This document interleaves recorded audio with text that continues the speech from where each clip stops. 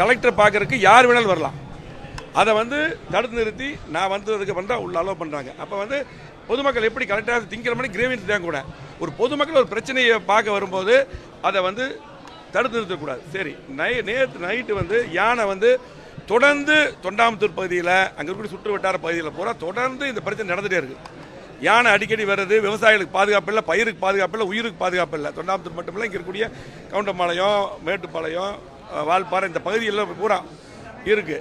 குறிப்பாக நேற்று நைட்டு விராலியூர் நடத்தி அந்த பகுதியில் யானை வந்து நைட்டு வந்து ஒரு பூசாரி அடிச்சிருக்குது. அதுக்கப்புறம் பொதுமக்கள் ஃபாரஸ்ட் கூட சேர்ந்து இந்த யானை விரட்டும் போது 2 பேர் அடித்து ஒரு பையன் இறந்துட்டாப்படி. அப்போ அதுக்கப்புறம் காலையில் 6:30 மணிக்கு 3 பேர் அடிச்சிருக்குது. நைட்டே வந்து ஃபாரஸ்ட் டிபார்ட்மெண்ட் வந்து நைட்டு இன்சிடென்ட் ஆனது உடனே அவங்க இருந்து அதை யானை விரட்டியிருந்தால் காலையில் அதை அடிச்சிருக்காது. அப்போ ஃபாரஸ்ட் டிபார்ட்மெண்ட் வந்து எந்த வேலையுமே செய்யலை. தொடர்ந்து ஃபாரஸ்ட் டிபார்ட்மெண்ட் வந்து பேரளவுக்கு வர்றாங்க, அப்படியே பார்க்குறாங்க, போயிடுறாங்க இல்லையா, இருந்து அது பண்ணுறதில்ல. அதே போல் அங்கே வரும்போது அது விரட்டக்கூடிய என்னென்ன பட்டாசோ என்னென்ன தேவையோ அதையும் சரியான முறையில் அதுக்கு நிதியுதவியும் கூட இன்றைக்கி ஒதுக்கிறதில்ல. அது மட்டும் இல்லை, இந்த டார்ச் லைட் விவசாயிகளுக்கு கொடுக்கறதில்ல.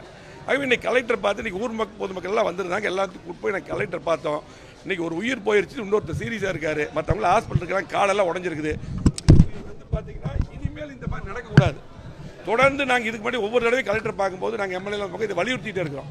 அதே போல் இதுக்கு முன்னாடி அகழி நாங்கள் இருக்கும்போது வெட்டினோம், அது பூரா மண்ணு மேவிச்சு அதை சரிப்படுத்தலை. மின்வேலி அமைக்கும்னு சொல்லி போட்டு நான் அமைச்சராக இருக்கும்போது ஒரு பெரிய ப்ராசஸ் பண்ணோம், அதுவும் பண்ணல.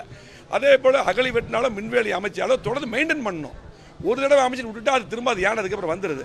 ஆகவே இன்றைக்கி விவசாயிகளுக்கு பாதுகாப்பு இல்லாத விவசாயியோட பயிர்கள் வந்து பார்த்திங்கன்னா ஒரு வாழை இதாகிடுச்சுன்னா ஒரு வாழையோ தானே ஏக்கர் கணக்கில் கொடுக்குறாங்க.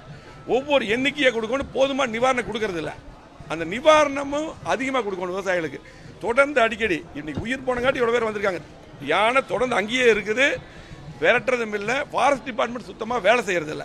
உடனடியாக இன்றைக்கி கலெக்டர் பாஸ் சொல்லியிருக்கிறோம், ஃபாரஸ்ட் டிபார்ட்மெண்ட்டு உடனடியாக வேலை செய்யணும், அங்கேயே இருந்து பார்க்கணும். அதே போல் இந்த யானை சம்மந்தப்பட்ட யானை வந்து இப்படி பழகிருச்சு, அந்த யானை உடனடியாக இங்கேருந்து கொண்டு போய் வேறு இடத்துல உடனே விடணும். இது இன்றைக்கே நடவடிக்கை. ஃபாரஸ்ட் டிபார்ட்மெண்ட் இன்றைக்கி மீட்டிங் கலெக்டர் நடத்தன்னு சொல்லியிருக்காரு.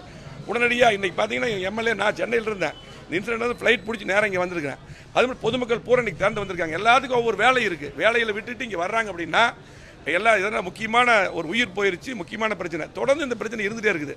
அங்கே இருக்கக்கூடிய மக்களுக்கு பாதுகாப்பு இல்லை. நீங்கள் அந்த பகுதியில் இருக்கிற மக்களுக்கு பாதுகாப்பு இல்லை. அந்த பாதுகாப்பை மாவட்ட ஆட்சித்தலைவர், அதிகாரிகள், ஃபாரஸ்ட் டிபார்ட்மெண்ட், குறிப்பாக ஃபாரஸ்ட் டிபார்ட்மெண்ட் நான் குற்றம் சாட்டுறேன், அவங்க மெத்தனை போக்கா இருக்கிறாங்க. கைவிட்டுட்டு பாதுகாப்பாக இருக்கணும். அதுதான். செய்திகளை உடனுக்குடனும் துல்லியமாகவும் தெரிந்து கொள்ள சப்ஸ்கிரைப் பண்ணுங்க.